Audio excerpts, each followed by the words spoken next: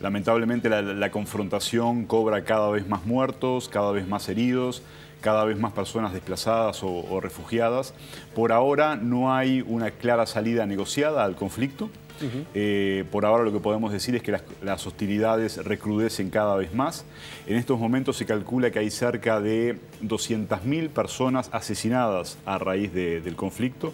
O sea, después de 3 años de guerra, 200.000 personas, sensiblemente más que en la mayoría de los conflictos y la mayoría de las guerras que hay en estos momentos en el mundo. Así que eso te da la pauta de la gravedad de la situación, ¿verdad?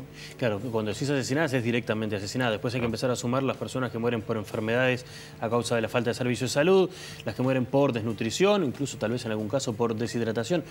¿Qué es, digamos, cuando uno se enfrenta a la multitud de desplazados que hay? Leía, son millones de personas que han tenido que alejarse de sus hogares y otros que se han ido directamente de Siria y demás. Esa gente precisa comida, precisa alojamiento, precisa salud. Para empezar a hablar, dejemos de lado ya la educación de los niños, por ejemplo. ¿Por dónde se empieza una cosa que uno no se le imagina de acá, titánica? Titánica, absolutamente. La cantidad de personas que ha tenido que escapar de sus hogares, nosotros la calculamos en 11 millones de personas más o menos.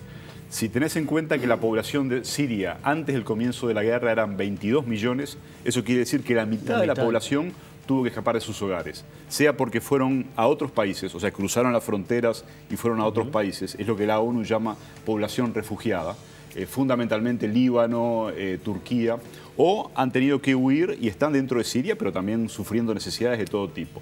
Las necesidades principales son las necesidades básicas, ¿no? Porque como decís vos, además de las personas asesinadas como consecuencia de las hostilidades directas, de los combates, de las batallas, está la gente que, bueno, muere de hambre o muere por falta de atención sanitaria o de salud.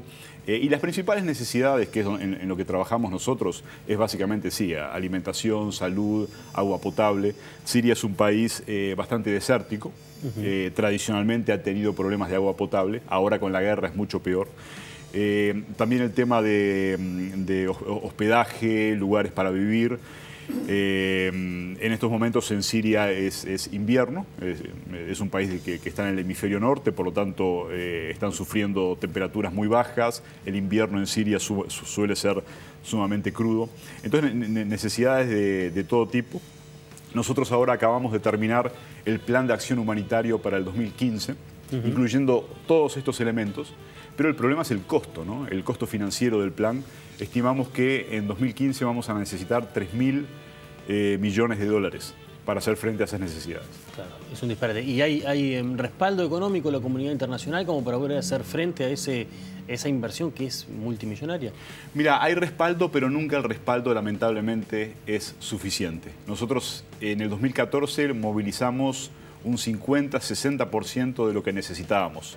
O sea, bastante menos de lo que era preciso. Lamentablemente, uno de los problemas que tenemos es que surgen diferentes crisis humanitarias en el mundo. Siria es una de las más visibles, pero hay otras que no se ven o que se ven y que atraen mucha cantidad de dinero, ¿no? Por ejemplo, en estos momentos el tema del ébola, aunque no es una guerra, es también una crisis humanitaria. Y hay muchos recursos internacionales que están yendo a África Occidental, para atender el tema del ébola, ¿no? Claro, porque además a quienes vivimos en este lado del mundo nos genera la paranoia de que el ébola por un viaje en avión puede llegarnos. Mientras la guerra sea en Siria, a nosotros no nos va a llegar. Entonces Siria puede esperar. Atendamos primero lo que mañana nos puede, hablando mal y pronto, joder a nosotros. Exactamente. Cada vez que hay un contagiado de ébola en un país donante, esto es en Europa Occidental, en Estados Unidos, en Canadá, son más recursos, sabemos que van a ir a esos lugares, porque la visibilidad de esta crisis humanitaria es mayor. De cualquier manera, también es cierto que la crisis humanitaria en Siria es muy visible, ¿no? El problema claramente no afecta solamente a Siria, sino que afecta a la región, afecta a Europa, afecta al mundo. Y bueno, esto de alguna manera nos permite hacer más movilización de recursos, ¿no? ¿Cómo se logra la visibilidad cuando uno ve que periodistas que van a Siria... Debe ser uno de los conflictos que también en más corto plazo ha generado el asesinato de mayor cantidad de periodistas también. Exacto. ¿Cómo se logra hacer eso visible cuando uno piensa en ir a Siria y le da bastante más miedo que en ir a otros lugares? Sí, es muy difícil, lamentablemente, como vos sabés, ha habido casos de periodistas secuestrados, periodistas asesinados. Bueno, los casos más notorios son los periodistas que fueron asesinados por el Estado Islámico. De cualquier manera hay gente que se arriesga, hay gente que entra. Pero claro, como los reportes periodísticos no son muchos por esa razón, es que el mundo depende más y más de los reportes que hace la ONU, ¿no?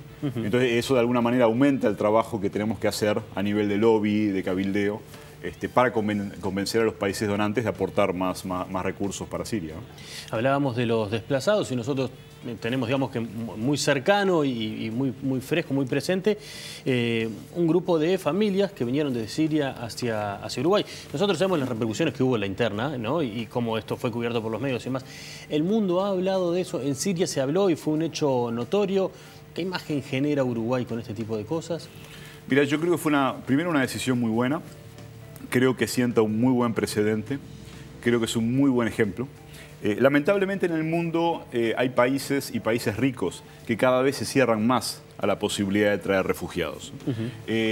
Hace 20 años había una onda, una tendencia en el mundo mucho más proclive a recibir refugiados. Lamentablemente hoy, por ejemplo, en países europeos hay algunas agendas políticas bastante contrarias a recibir refugiados. Y hay algunos países europeos, países ricos, que no han recibido un solo refugiado, a pesar de la dimensión y la magnitud de la crisis. Entonces, en este mundo en el cual cada vez hay más cerrazón a la posibilidad de recibir refugiados, el hecho de que un país pobre, un país subdesarrollado, periférico, muy lejano a la crisis, reciba refugiados, aunque el número sea menor, no importa, es el símbolo, ¿no? Es el símbolo de que un país alejado de la crisis reciba refugiados, me parece que es muy importante, y es como un acicate en los países ricos que están cerca de Siria a recibir más y más refugiados en el futuro y a tener una actitud abierta, ¿no? Yo siempre digo que los refugiados no son una carga. Puede haber algunos casos excepcionales en los cuales algún refugiado crea problemas, sí, es cierto. Pero en general los refugiados es gente que va, se integra, trabajan como el que más, contribuyen con el desarrollo del país. No hay que tener ese tipo de miedo.